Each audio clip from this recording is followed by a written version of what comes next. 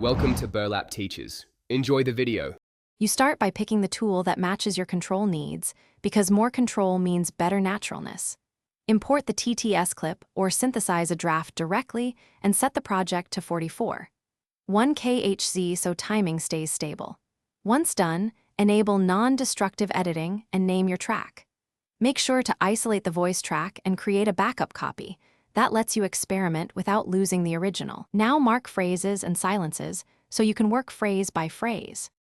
You'll now dig into timing and the phonetic shape, which directly affects intelligibility and emotion. First, align phoneme boundaries or viseme markers so consonants land naturally. Small shifts of 10-30 ms make a big difference.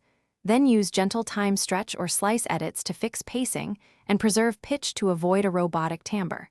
Once that's stable, apply a narrow spectral EQ to tame sibilance and bring out warmth.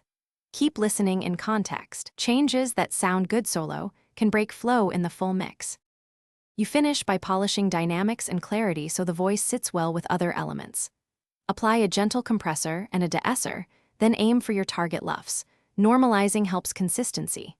Once balanced, export as WAV or high-quality MP3 at the project sample rate and embed metadata for easier tracking. If you hear clipping, phasing, or robotic artifacts on tests, revert to your backup, isolate the change that caused it, and apply smaller adjustments.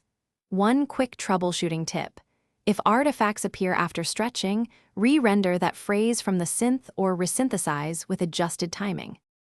Thanks for watching. Consider subscribing if this video helped you.